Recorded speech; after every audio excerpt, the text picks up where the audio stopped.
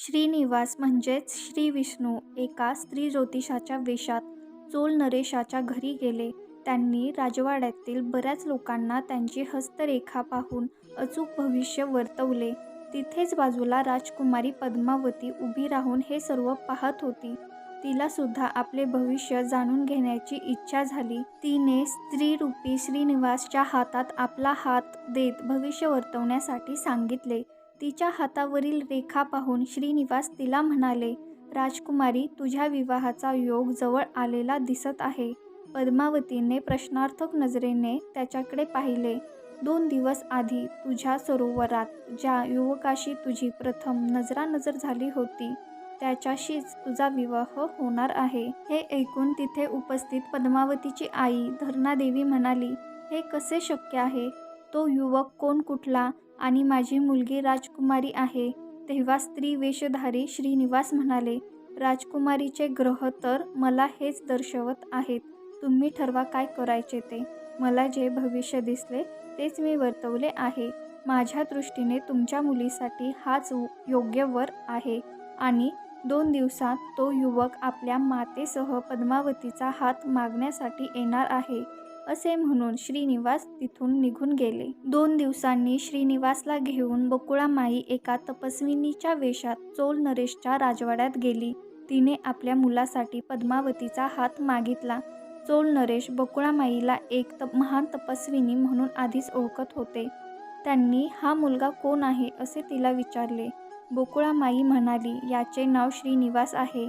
याचा जन्म चंद्रकुळात झाला आहे. तो माझ्या आश्रमात माझा मुलगा म्हणून राहतो. तो मला आई मानतो. हे सर्व ऐकून चोल नरेश म्हणाले, ठीक आहे, मी थोडा विचार करून तुम्हाला सांगतो. बकुळामाई व श्रीनिवास निघून गेल्यावर आकाशराजाने आपल्या पुरोहितला बोलावून हा सर्व वृत्तांत सांगितला. राजपुरोहितने पंचांग पाहून पंचांगानुसार दोघांच्या गुणांची गणना केली व श्रीनिवासमध्ये श्रीविष्णूंचे देवगुण दिसत आहेत आणि आपल्या राजकन्येत लक्ष्मीचे देवगुण दिसत आहेत आणि दोघेही एकमेकांसाठी अगदी योग्य आहेत असे आकाशराजाला सांगितले. हे ऐकून आकाशराजाने बकुळामाईला आम्हाला हे लग्न मान्य आहे असा निरोप व लग्नपत्रिका आपल्या सेवकाकरवी पाठवली. श्रीनिवासचे मनोरथ पूर्ण झालेले ऐकून बकुळामाई खूप खुश झाली आणि काळजीतही पडली. ती श्रीनिवासला म्हणाली, बाळा, तुझा विवाह तर ठरला आहे, पण विवाहाला खूप पैसा लागणार आहे. कारण राजकुमारीशी तुझा विवाह होणार आहे. त्यांना शोभेल अशा प्रकारे विवाह करावा लागणार आहे. पण पैशाची व्यवस्था आपण कुठून करायची? आपण आश्रमात राहून देवाची साधना करणारे बैरागी आहोत. कंदमुळे खाऊन आपण आपला निर्वाह करत असतो. आपल्याकडे कुठून धन दौलत असेल? आपण वराह स्वामींकडे जाऊन ते काही मदत करतात का पाहूया. बकुळामाई श्रीनिवासला घेऊन वराह स्वामींकडे गेली आणि श्रीनिवास व पद्मावती यांच्या विवाहसंबंधी सर्व हकीकत त्यांना सांगितली व त्याला धनाची खूप गरज आहे. तेव्हा आपल्या मदतीची खूप अपेक्षा घेऊन मी तुमच्याकडे आले आहे. वराह स्वामींनी इंद्र, कुबेर इत्यादी देवतांना या संदर्भात बोलावून घेतले व त्यांच्याशी श्रीनिवासला विवाहासाठी लागेल तेवढे धन पुरवण्यासंदर्भात चर्चा केली आणि कुबेराला धन पुरवण्याची जबाबदारी सोपवण्यात आली. पण कुबेराने दिलेले धन श्रीनिवासने व्याजासहित परत करायचे. या करारावर श्रीनिवासला विवाहासाठी धन पुरवले होते आणि श्रीनिवास व पद्मावती या दोघांचा विवाह खूप थाटामाटात संपन्न झाला आणि दोघेही वैकुंठचमल पर्वतावर वास्तव्यास निघून गेले. लक्ष्मीदेवी रागाने पृथ्वीवर निघून आली. ती कोल्हापूर क्षेत्रात खूप दिवस एकांतात वास्तव्यास होती.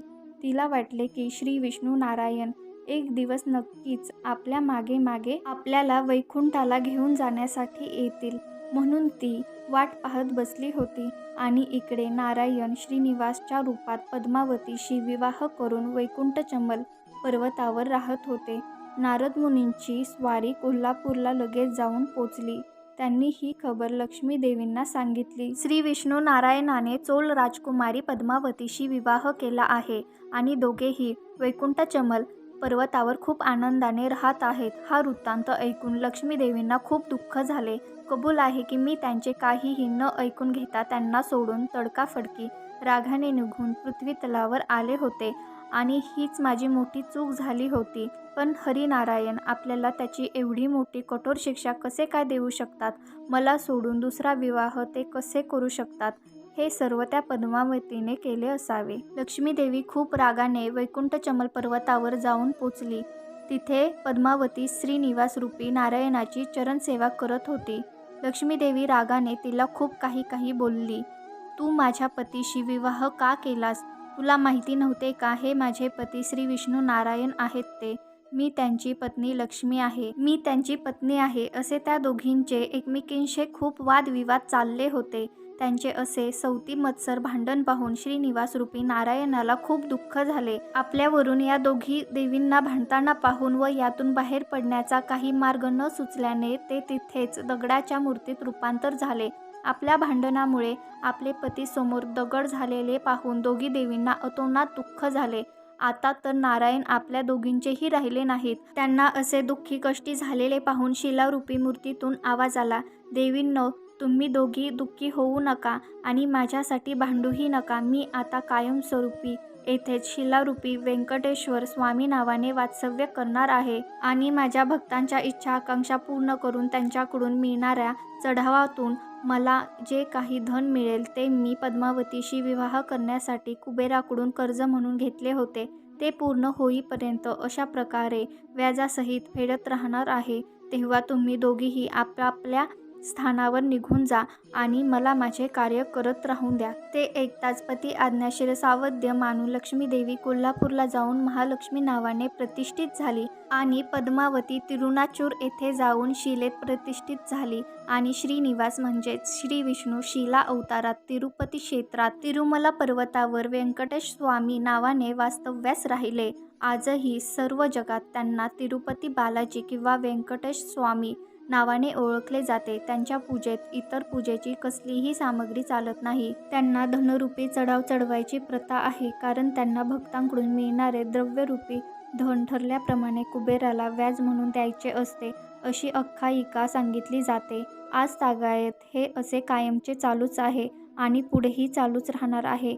आज आपल्या भारतात तिरुपती बालाजी हे सर्वांग सोन्याने मढलेले एक नंबर श्रीमंत दैवत आहे. खूप जागरूक देवस्थान म्हणून त्यांना प्रसिद्ध दैवत मानले जाते. दररोज लाखोंच्या संख्येने त्यांचे भक्त भाविक लोक त्यांच्या दर्शनासाठी जात असतात. असे हे श्री हरी नारायण युगानुयुगे वेगवेगळ्या अवतारात आपले वेगवेगळे कर्तव्य निभावत आहेत. कधी बालाजी बनून तर कधी विठोबा बनून आपल्या भक्ती रसात भक्तांना रंगवून काढत आहेत. तुम्हाला ही सांगितलेली माहिती कथा कशी वाटली कमेंटमध्ये नक्की सांगा आणि आवडली असेल तर नक्की लाईक करा आणि आपल्या स्वामी समर्थांची कृपा चॅनलला नक्की लाईक, शेअर आणि सबस्क्राईब करा. परत भेटू पुढच्या व्हिडिओमध्ये. धन्यवाद.